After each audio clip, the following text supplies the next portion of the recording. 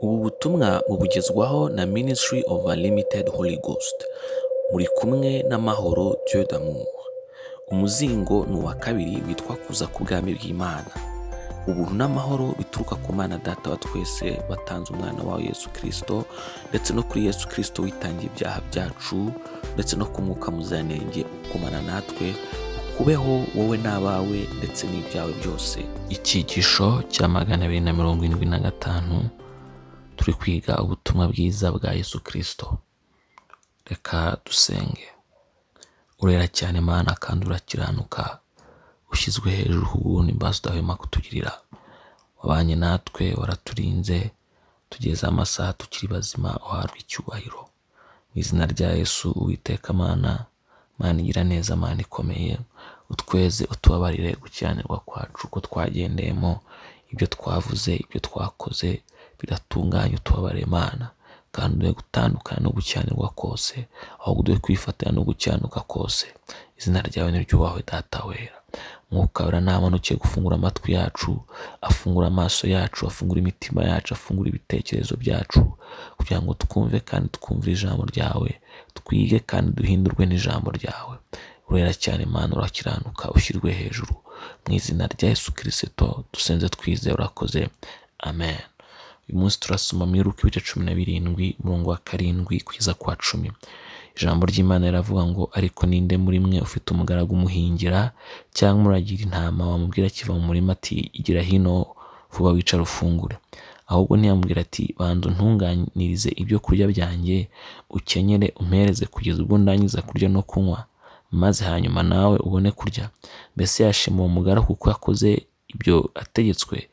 Nuko namwe nimumara gukora ibyo mwategetswe byose, mujye muvuga muti turabagaragu batagira umumaro, kuko twashohoje gusa ibyo twabwiwe gukora. Ibyo biri muri Luka ibice 17 umurongo wa 7 kugeza kwa 10. Gukorera Imana uyubaha.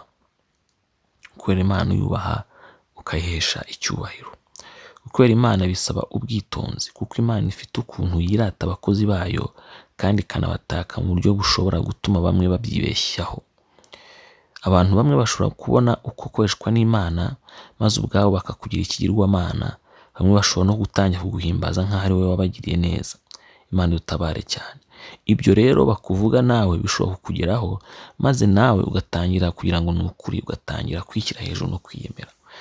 Mu byakozwe n'intumwa ibice 14 umurongo wa 11 kuza kwa 13, Bibiliya iravuga ngo abahateraniye babonye icyo Pawulo akoze, bavuga ijwi rirenga mu Runyarukayoniya bati, Imana zitumanukiyemo zishushanije n'abantu. Maze Barinaba bamwita Zewu na Pawulo bamwita Herume, kuko ari we warushaga kuvuga.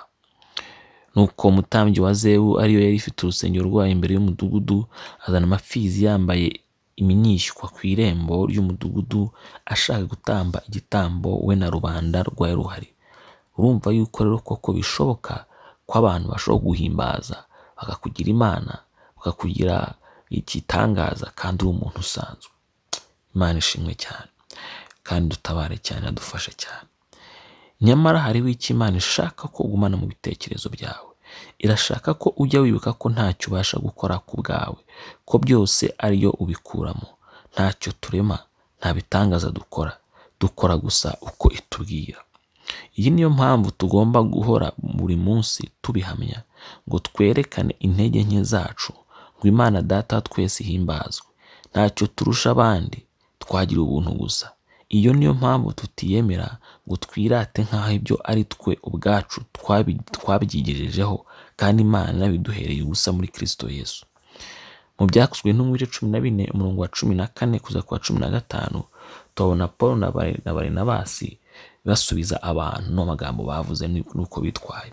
Ariko intumwa Barinabasi na Pawulo babyumvise, bashishimura imyenda, baturumbukira muri rubanda, bavuga ijwi rirenga bati, mwabagabo mwe, niki gitumye mugira mutyo? Natwe turi abantu buntu, tumeze nkamwe, kandi turabwira ubutumwa bwiza ngo mureke ibyo bitagira icyo bibamarira, muhindukire Imana ihoraho, yaremye ijuru n'isi n'inyanja n'ibirimo byose. Ibyo biri mu byakozwe n'intumwa ibice 14 umurongo wa 14 kugeza kwa 15. nuko rero wirinde gusarura icyubahiro mu mirimo Imana ikora iguciyemo. Ujye wibuka kugaragariza abantu ko ari ikora atari wowe. Ujye wibuka yuko igihe cyose uzajya uvuga abo ubwira akaba ari wowe bumva ntibumve Imana, uba uri intumwa mbi, uba watanze ubutumwa nabi. Imana ishimwe cyane. Reka dusenge. Urera cyane Mana kandi urakiranuka, ufite imbaraga nyinshi kandi urakomeye, waturinze kandi wabanye natwe. Ijambo ryawe ni ukuri, uhabwe icyubahiro. Turakwinginze ngo ubwami bwawe buze, turakwinginze ngo ibyo ushaka bitubeho nk'uko bibaho mu ijuru. Turakwinginze ngo izina ryawe ryubahwe. Mu izina rya Yesu turasenga cyane Data wera, kugira ngo uze imitima yacu guca bugufi, kugira ngo tutiyemera, kugira ngo tutishyira hejuru, kugira ngo tumenye ko ibyo dukora byose ari wowe tubikuramo, kugira ngo tumenye ko ibyo dukora byose ari wowe tubikesha. Izina ryawe rishyirwe hejuru, izina ryawe ryubahwe mu izina rya Yesu Kristo. Haleluya cyane. Izina ryawe rishyirwe hejuru, ubwami bwawe, izina ryawe ryubahwe, ubwami bwawe buze, kandi ibyo ushaka bitubeho mu isi nk'uko bibaho mu ijuru. Mu izina rya Yesu Kristo urakoze cyane. Amen. Turasoma impuguro z'uyu munsi mu Bakorinto ba mbere ibice 4:6 kuza kwa 8. Ijambo ry'Imana riravuga ngo nuko bene data, ibyo mbyigeranijeho ngewe na Apolo ku bwanyu nk'ubacira umugani, kugira ngo ibyo mvuze kuri twe bibigishe kudatekereza ibirenze ibyanditswe, hatagira umuntu wihimbaza arwana ishyaka ry'umwe agahinyura undi. Mbese ninde wabatandukanije n'abandi? Kandi icyo mufite mutahawe ni iki? Ariko niba mwaragihawe, niki gituma mwirata nk'abatagihawe? Mumaze guhaga, mumaze gutunga, ndetse mwiminye nk'abami tutari kumwe. Yemwe icyampa mukima kugira ngo natwe twimane namwe. Ibyo biri mu Bakorinto ba mbere ibice 4:6 kugeza kwa 8. Imana iguhe umugisha wo kumva ijambo ryayo, Imana iguhe umugisha wo gutega amatwi ijambo ryayo. Ndagusabira umugisha ku Mana ngo Uwiteka akuzuze umwuka wera, Uwiteka akuzuze ijambo rye ryera, Uwiteka akuzuze gukiranuka, akuzuze guca bugufi, akuzuze urukundo mu izina rya Yesu Kristo, akuzuze gutungana mu byo ukora byose. Ndagusabira cyane kugira ngo ko kwiza kw'Imana kukubeho, ubwami bw'Imana bukuzure, ubushake bw'Imana bukuzure, kandi izina ry'Imana riherwe icyubahiro mu buzima bwawe.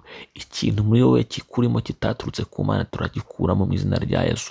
Imbaraga z'Imana zigikuremo, zigishwanyaguze, kugira ngo mu buzima bwawe gusa hasigaye mu bushake bw'Imana. Izina ry'Imana rishyirwe hejuru. Uwiteka aguhe umugisha mu izina rya Yesu Kristo niko dusenze twizeye. Amen. Ushobora kudusura kuri urubuga rwa Facebook cyangwa rwa YouTube ugasangiza inshuti n'umuryango wawe ijambo ry'Imana. Buri munsi haba ari icyigisho. Soma kandi wumve buri munsi ijambo ry'Imana bidashidikanywaho. Urabona uko kw'Imana mu buzima bwawe. Yesu aguhe umugisha kubwo kubana natwe. Imbuga za internet wakoresha mu kudusura urazisanga munsi ya video. Ubutumwa butegurirwa na Ministry of Unlimited Holy Ghost, mwabugezwagaho na Mahoro Dieu d'amour. Ubuntu n'amahoro bituruka ku Mwami Yesu Kristo bikomeze kubana namwe, kandi umwuka wera ababashije gukomeza gukora ubushake bw'Imana mu buzima bwanyu bwa buri munsi. Amen.